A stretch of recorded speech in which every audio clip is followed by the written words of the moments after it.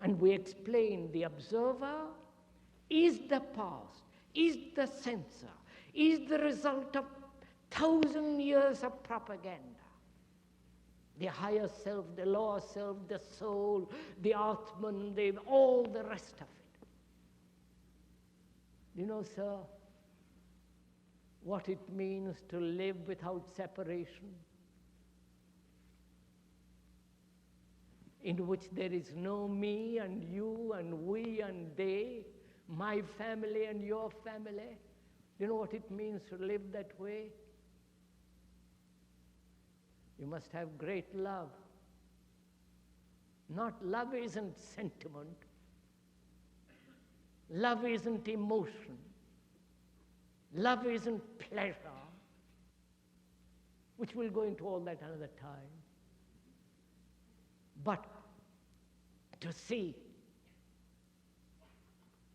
that as long as there is the observer who doesn't integrate himself with the many fragments, as long as the observer, which is the past, which is his experience, his conclusion, his formulas, his image, as long as that exists, there must be contradiction in life, in living. And that contradiction, however deep it is or however superficial it is, must create conflict.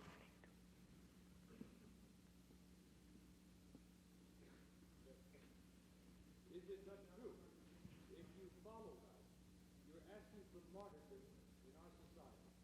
Is it true, Sabo? Is it not true that if I live that way, that I'm asking for martyrdom in our society? What? What? Self-destruction. I haven't heard, sorry. To be crucified. He says, is it not true that if I live that way, I'm asking for martyrdom? Oh, if I live that way, the gentleman asks, am I not asking for martyrdom?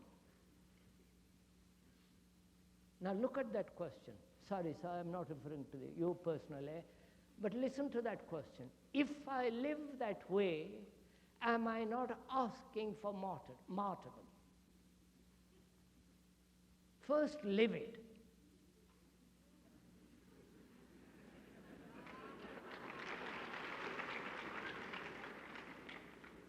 And then you'll find out. You see, there we are again. This is just like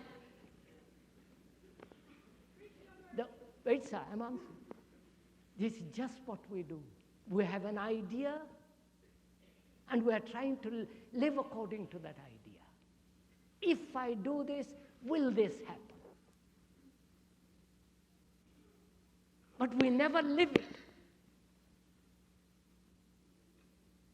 So we're always thinking in terms of condition. Man who is hungry, who is really in sorrow, is he saying, if I do this, will I get that? He wants to be rid of sorrow. He wants to fill his tummy. He never talks about theories. So, sir, first, if I may suggest, rid yourself of the idea of if.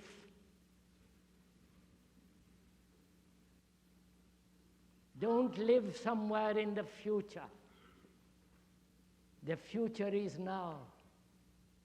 The future is what you project now. The now is the past. That's what you are. When you say, I'm living now, you're living in the past. Because the past is directing you, past is shaping you. The past has its memories, which is making you act this way or that way. So to live is to be free of time. And when you say if, you are introducing time. And time is the greatest sorrow. Forgive my interruption. I like to ask how we shall know each other, how we can reveal ourselves to each other. How can we be ourselves to each other? How can we be ourselves to each other? Listen to that question. Be ourselves. What is yourself, may I ask?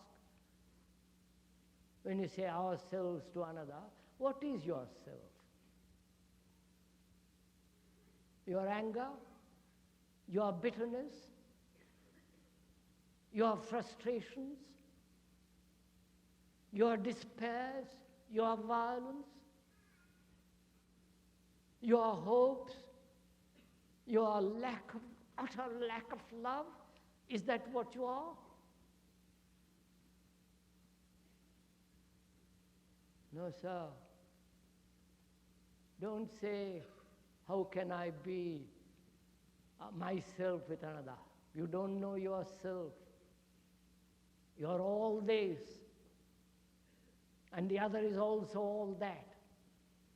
His misery, his problems, his moods, his frustrations, his ambitions. Each lives in a little isolation, exclusion.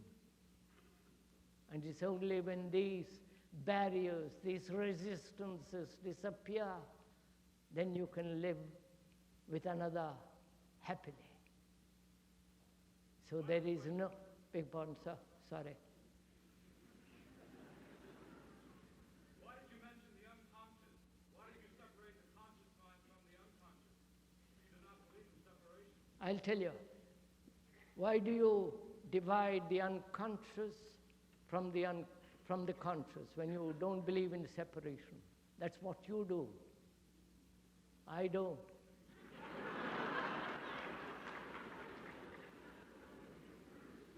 You have been taught within the last few decades that you have the unconscious.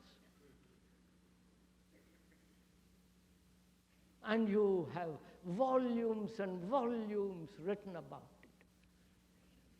And the analysts are making fortunes out of it.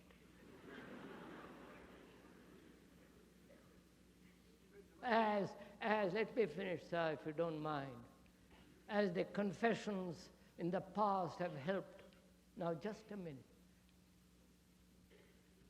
You know, water remains water, whether you put it in a gold jug or in an earthenware pot. It is water. In the same way, not to divide, but to see the whole of it. That is our problem. To see the whole of consciousness.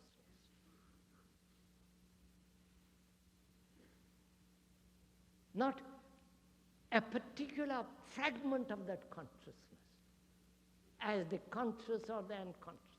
To see the whole of it is one of the most difficult things to do. But to see a fragment of it is fairly easy. To see something whole, which means to see it sanely, healthily, wholly. And to do that, you must have no center from which you look. The center as the me, as the you, as the they, and we.